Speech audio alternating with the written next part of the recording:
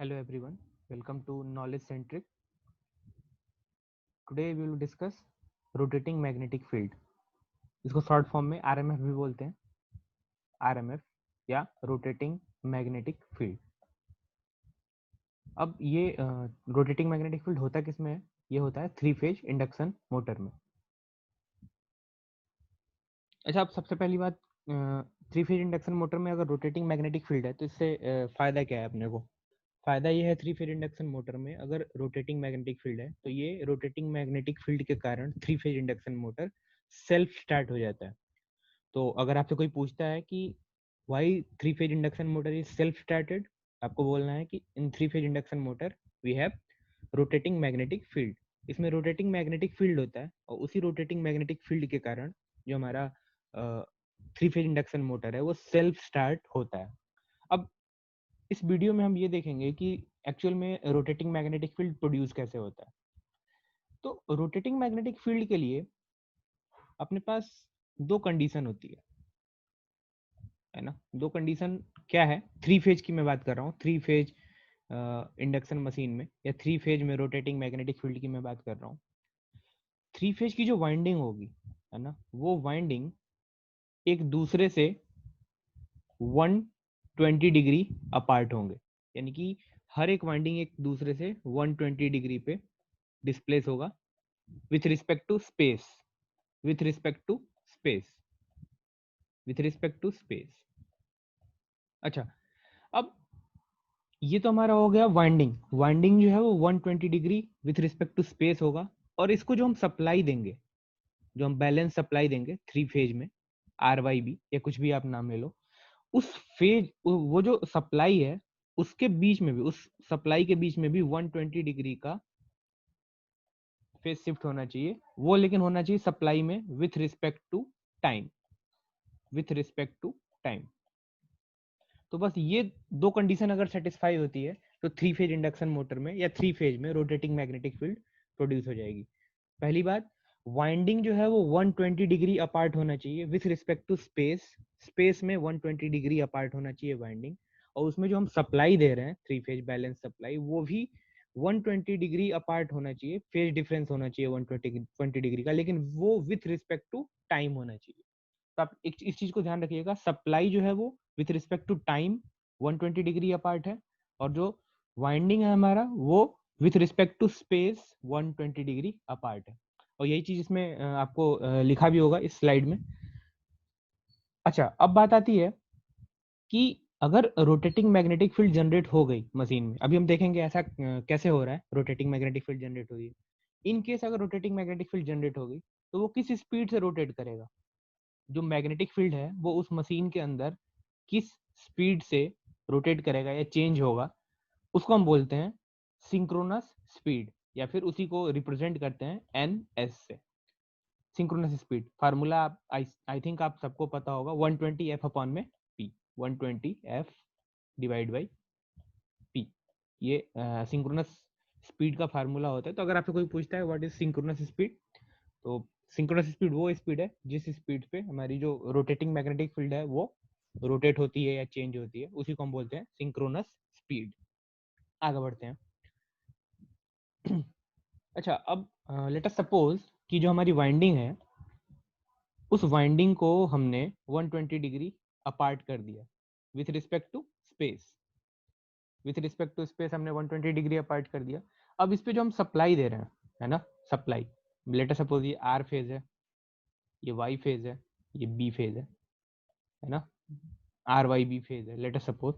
तो अब देखो, आर फेज में जो सप्लाई होगी, ऑब्वियसली थ्री फेज की सप्लाई चाहिए, तो आर फेज में सप्लाई होगा वो लेट अस सपोज हमने बोल दिया फाइव साइन ओमेगा टी, है ना। आप इसके जगह आप I M is equal to, sorry I R is equal to I M sine omega T भी लिख सकते हो, या five is equal to five M sine omega T. हम चूंकि यहाँ पे फ्लक्स के बारे में वो कर रहे हैं, डिस्कस कर रहे हैं, कई आपको स्टैंडर्ड बुक में आपको इसकी जगह पे फ्लक्स की जगह पे एफ लिखा हुआ मिलेगा, वो एमएमएफ में डील करते हैं, है ना। अगर कहीं करंट है तो एमएमएफ है, एमएमएफ है तो फ्लक्स है ना। तो सारी चीजें लगभग लगभग एनालॉगस ही हैं। तो मैंने यहाँ पे फ्लक्स लेके आपको समझाने की कोशिश करी है। Five R is equal to five M sine omega T, यानी कि इस वाइंडिंग में जो फ्लक्स जा रहा है वो है phi M sine omega T, या करंट जा रहा है phi M sine omega T. अच्छा, अब वाई फेज में ऑब्वियसली इस ओमेगा टी से 120 डिग्री अपार्ट चाहिए, तो हमने जो वाई फेज में जो करंट है वो है हमारा phi M sine omega T minus 120 degree. अच्छा, फाई बी वो इससे भी 120 डिग्री अपार्ट है, तो इसका मतलब माइनस 120 डिग्री में माइनस 120 डिग्री और करो shift with respect to time. तो फाइव बी में जो फाइव बी जो है वो क्या है, five M sine omega T minus 240 degree. यानी कि अब हमने बिल्कुल सेटअप तैयार कर लिया है रोटेटिंग मैग्नेटिक फील्ड के लिए। वाइंडिंग को with respect to space 120 degree apart कर दिया है, और उसके बाद से जो उसमें सप्लाई देने वाले हैं हम, वो भी 120 डिग्री अपार्ट है, लेकिन वो विथ रिस्पेक्ट टू किसके, टाइम के रिस्पेक्ट में। सप्लाई टाइम के रिस्पेक्ट में, वाइंडिंग स्पेस के रिस्पेक्ट में 120 डिग्री पे है। अब हमारा सेटअप तैयार है। अब हमें ये देखना है कि जब हम इसको ऐसा कर रहे हैं तो हो क्या रहा है ना। आगे बढ़ते हैं। अब ये कुछ इंस्टेंट्स हैं, है ना, अलग अलग इंस्टेंट। ये हमारी 3 फेज की सप्लाई है, आपको दिख रहा होगा। इसमें मैंने, अब जैसे लेटर सपोज मान लो मैं जीरो की बात करता हूँ, बिल्कुल ये जो जीरो पोजीशन मैंने दिखा रखा है। अच्छा, इस जीरो पोजीशन पे देखो, जीरो पोजीशन पे मान लो मैं नाम दे देता हूँ, ये जो रेड आपको दिख रहा है उसको रेड बोल दो, आर।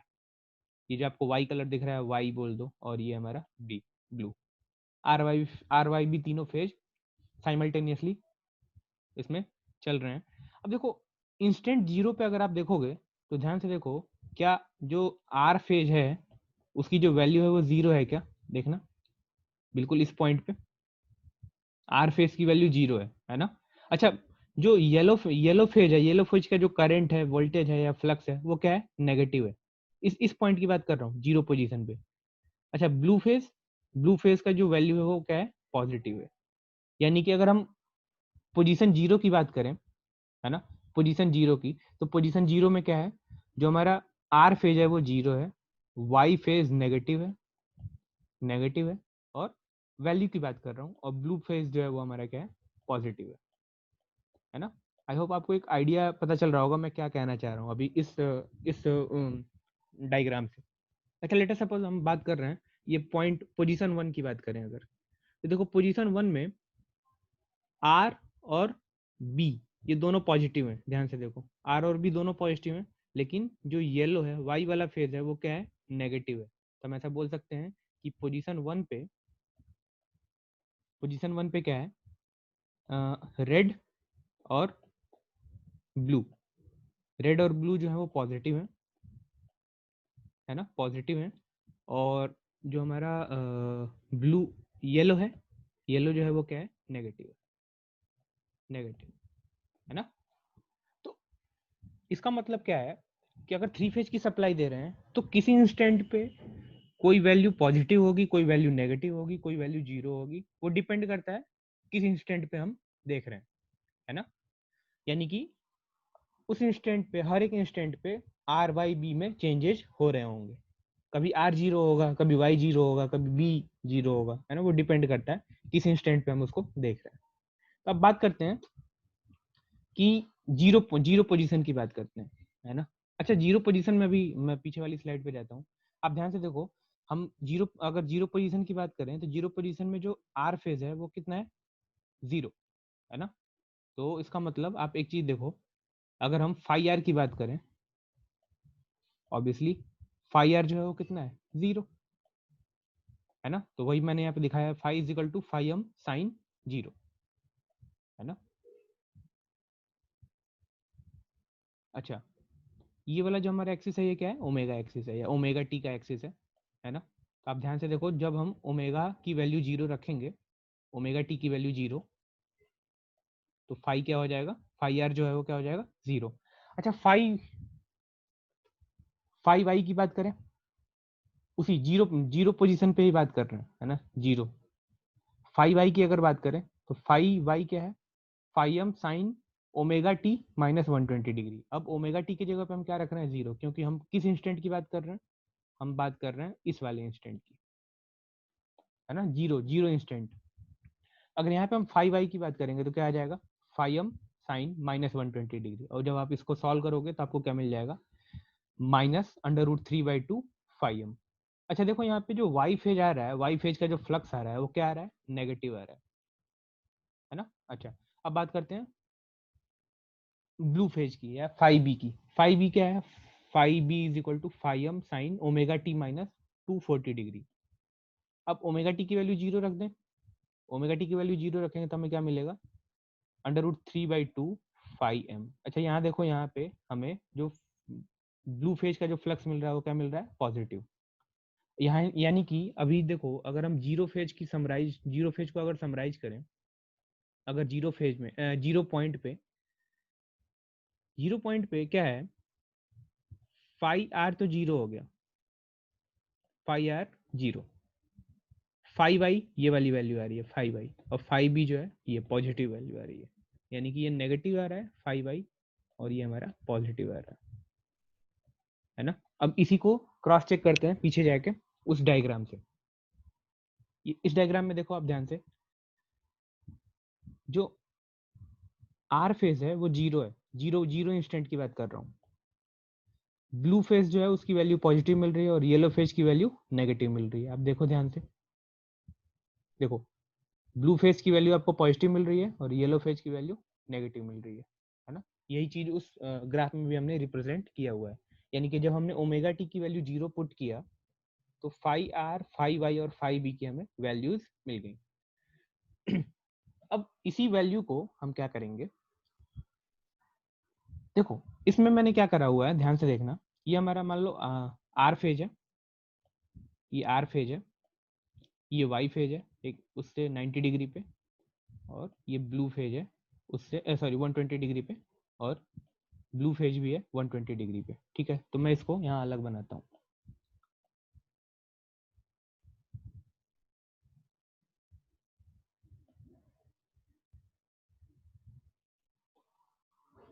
ये मान लो हमारा फाइव आर है, या आर फेज है, लेट अस सपोज। ये हमारा वाई फेज है, और ये हमारा बी फेज है।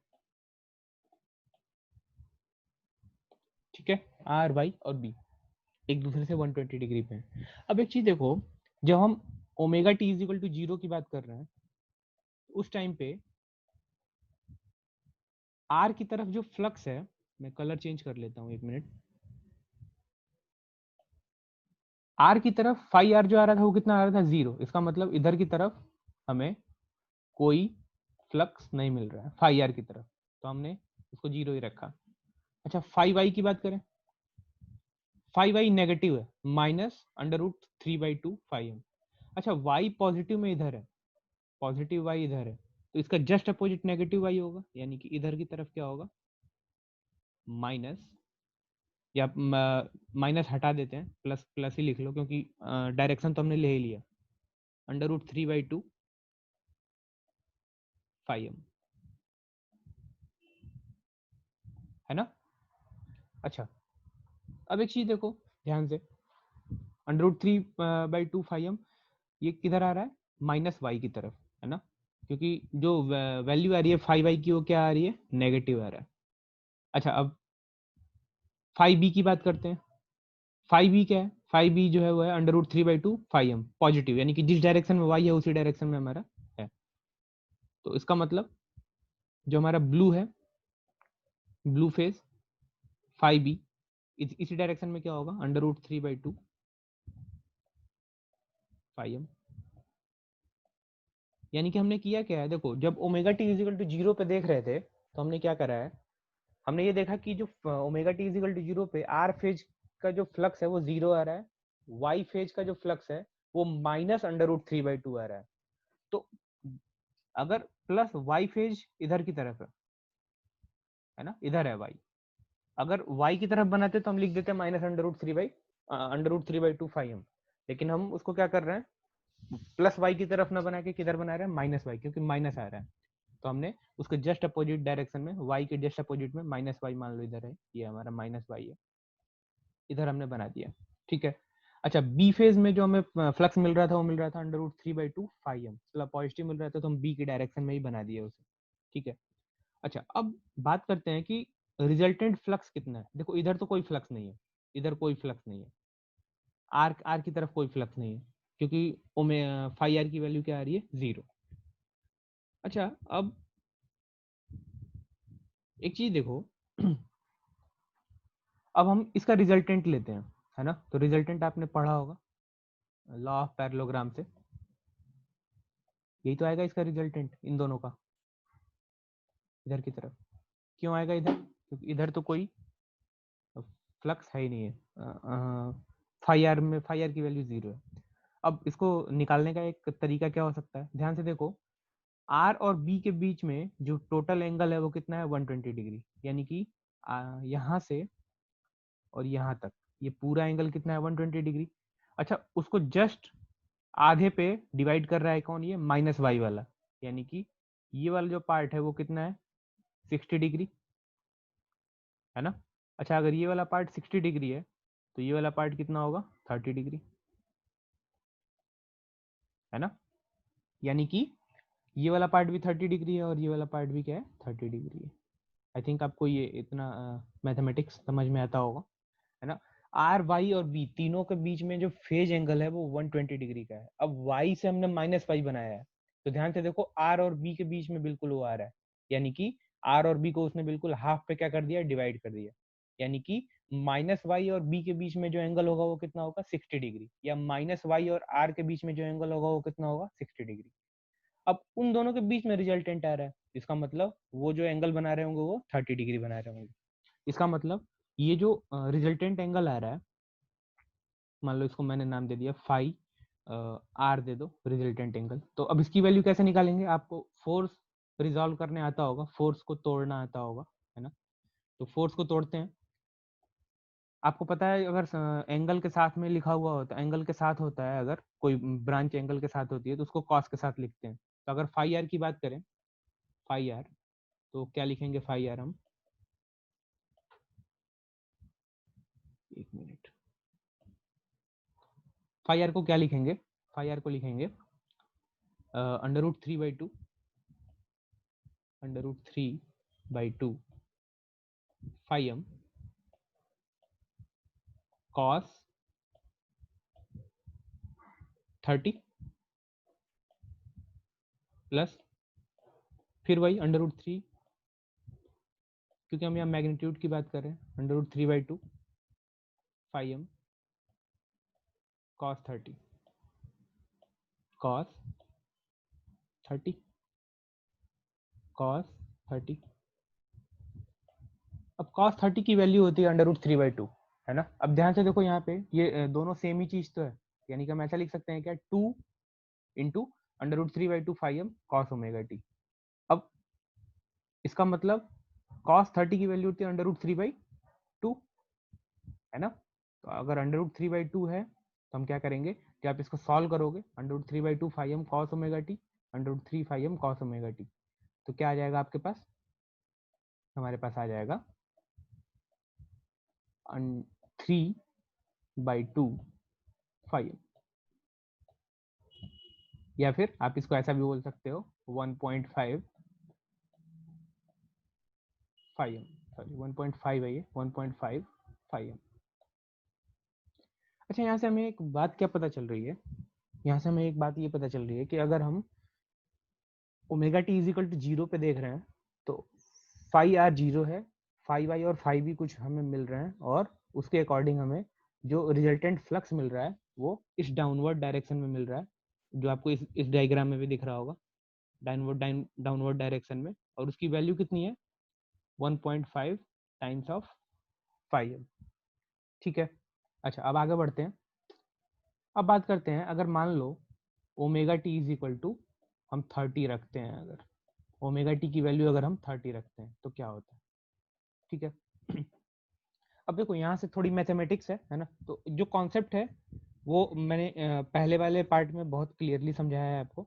अब मैं ओमेगा टी की 30 वैल्यू रख के और इसको थोड़ा सा फास्ट करूंगा, आप इसको खुद पे भी एक बार ट्राई कर सकते हो। अच्छा, जब ओमेगा टी की वैल्यू हम 30 रख रहे हैं तो फाई आर कितना हो जाएगा, phi M sine omega T की जगह 30 रख दिया, यानी क्या आ गया, हाफ फाई एम, ठीक है। अच्छा, फाई वाई अगर रखे हम, फाई वाई क्या था, phi M sine omega T minus 120 degree. अब ओमेगा टी की जगह हमने क्या रख दिया है, 30, यानी कि ये आ गया फाई एम साइन -90, यानी कि माइनस फाई एम। अच्छा, ऐसे ही फाइव बी की वैल्यू हमने रखा phi M sine omega T minus 120 240 degree, ये आ गया हाफ फाई एम, ठीक है। अच्छा इसका मतलब क्या है, देखो आर फेज इधर था, वाई फेज इधर था, और बी फेज हमारा इधर था, आर वाई बी, है ना। अच्छा अब वो कह रहा है, ध्यान से देखो, फाई आर की तरफ कितना जा रहा है, हाफ फाई एम, यानी कि इधर की तरफ कितना है वैल्यू, मैं कलर चेंज कर लेता हूँ एक मिनट, इधर की तरफ वैल्यू है फाई आर की तरफ, वो कितना है फाई एम बाई टू, या half phi M by two इधर है, ठीक है। अच्छा फाई वाई जो है वो कितना है, माइनस फाई एम, यानी कि अगर अच्छा देखो वाई तो इधर है, इधर की तरफ कितना है माइनस फाई एम, तो अगर मैं इसको उल्टी डायरेक्शन में बना दूं जस्ट इसके अपोजिट, तो ये हमारा माइनस आई आ गया, और इधर की तरफ हम क्या लिख देंगे फाई एम, बात तो एक ही है। या तो हम इधर माइनस फाई एम लिखें, या उसकी उल्टी डायरेक्शन में, क्योंकि माइनस का मतलब क्या होता है 180 डिग्री का फेस से, अगर प्लस वाई ऊपर की डायरेक्शन में तो माइनस वाई नीचे की डायरेक्शन में होगा। अच्छा ऐसे फाइव बी की अगर बात करें तो फाइव बी कितना आ जाएगा, फाइव बी की डायरेक्शन में आ रहा है, यानी इस डायरेक्शन में जो हमारा फ्लक्स आ रहा है वो कितना आ रहा है फाइव एम बाई टू। अच्छा अब यहाँ भी वही करना है, पाइथा जो लॉ ऑफ पैरेललोग्राम होता है, देखो ये तो हमारा फ्लक्स इस डायरेक्शन में है ही है ना। आप इसका इस डायरेक्शन का फ्लक्स मतलब आर डायरेक्शन और बी डायरेक्शन इन दोनों के फ्लक्स का रिजल्टेंट ले लो, तो यहाँ पर रिजल्टेंट लोगे, मैं आपको आगे दिखा देता हूँ इसको।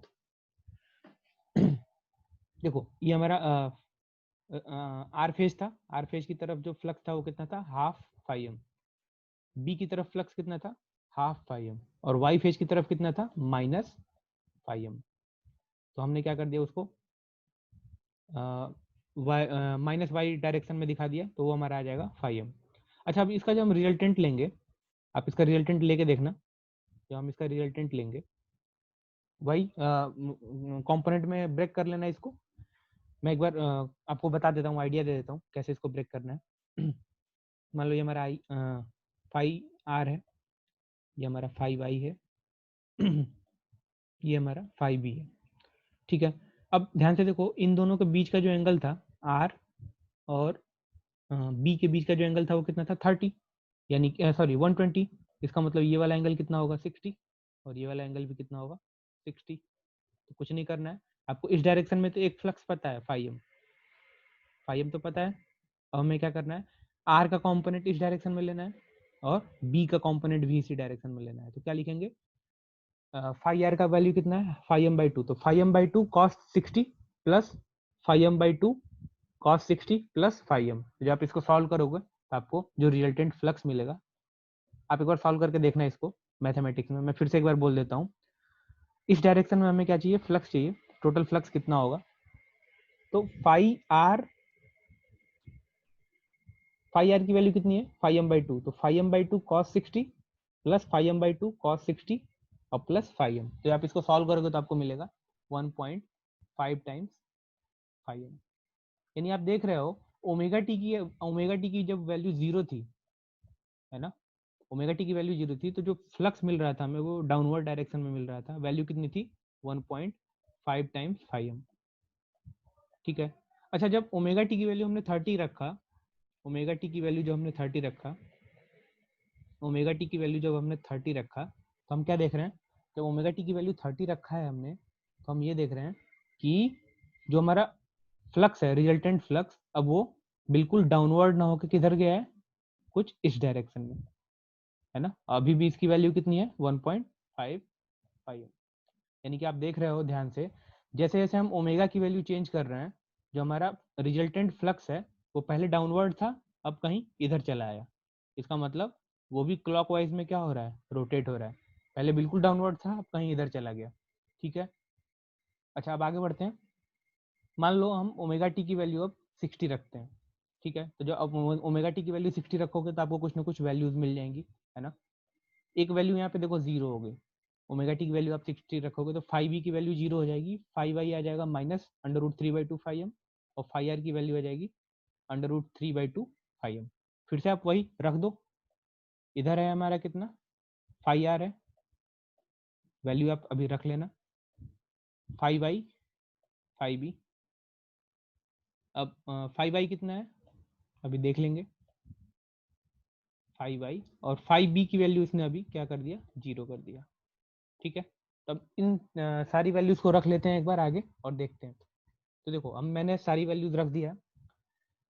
5y जो आ रहा था वो नेगेटिव आ रहा था, तो उसको मैंने अपोजिट डायरेक्शन में ले लिया, है ना। 5b की वैल्यू 0 हो गई थी, तो देखो यहाँ पे मैंने बिल्कुल फ्लक्स दिखाया ही नहीं है।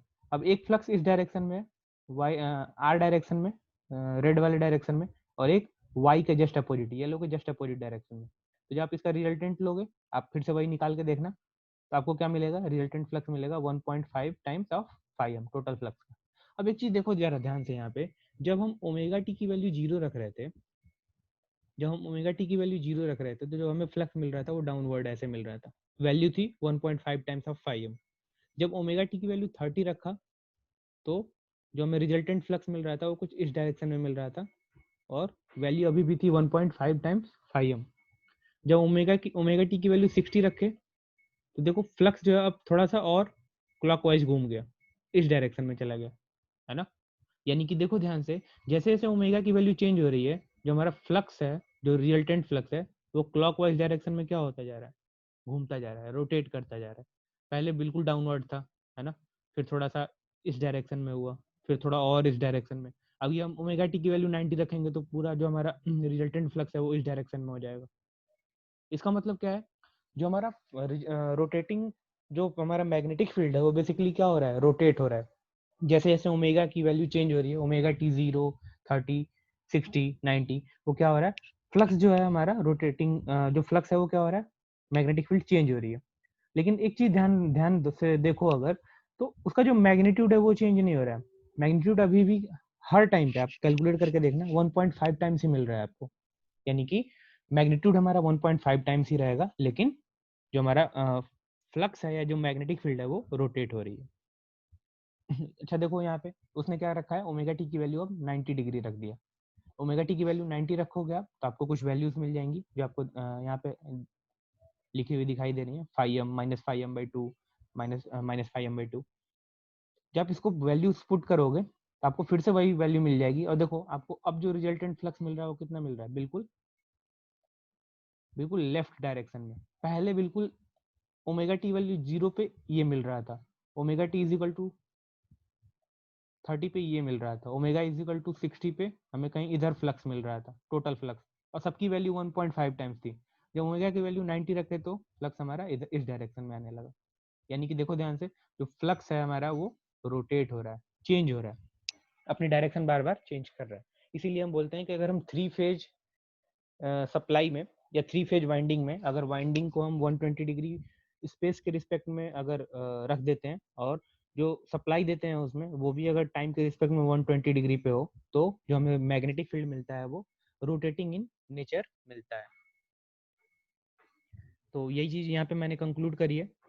इस तरीके से हम देख सकते हैं कि किसी भी मशीन में, जैसे ही हमने देखो, ये हमारी 3 फेज मशीन है, हमने यहाँ 3 फेज की सप्लाई दिया, जैसे हम 3 फेज की सप्लाई देंगे, अगर वाइंडिंग 120 डिग्री डिस्प्लेस है और जो सप्लाई दे रहे हैं वो भी 120 degree with respect to time displace है, तो इस मशीन के अंदर जो मैग्नेटिक फील्ड प्रोड्यूस होगा, जो मैग्नेटिक फील्ड प्रोड्यूस होगा, उसकी वैल्यू होगी 1.5 टाइम्स ऑफ फाई एम। और वो क्या करेगा, इसी इसी मशीन के अंदर वो क्या करता रहेगा, रोटेट करता रहेगा। इसीलिए हम बोलते हैं कि अगर 3 फेज की सप्लाई हम देते हैं 3 फेज इंडक्शन मोटर को, तो उसमें रोटेटिंग मैग्नेटिक फील्ड प्रोड्यूस होता है। ठीक है, अब इसी ये तो हमने मैथमेटिकली देख लिया, है ना, 3 फेज इंडक्शन मोटर में आरएमएफ कैसे प्रोड्यूस होता है। अच्छा, इसको एक और तरीके से हम देख सकते हैं, एनालिटिकल प्रोसेस है उसमें। उसमें हम मैग्नीट्यूड तो नहीं बता पाएंगे कि मैग्नीट्यूड कितना होगा, 1.5 टाइम्स होगा फाई एम के, या कितना होगा, लेकिन हम उससे डायरेक्शन जरूर बता पाएंगे। तो वो नेक्स्ट लेक्चर में आपको दिखाऊंगा। ये तो हमारा मैथमेटिकल अप्रोच था रोटेटिंग मैग्नेटिक फील्ड को समझने का। जो हमारा अगला लेक्चर होगा उसमें मैं आपको दिखाऊंगा एनालिटिकल अप्रोच की, कैसे आप देख के समझ जाओगे कि हाँ उसके अंदर जो मैग्नेटिक फील्ड प्रोड्यूस हो रही है वो रोटेटिंग नेचर की हो रही है।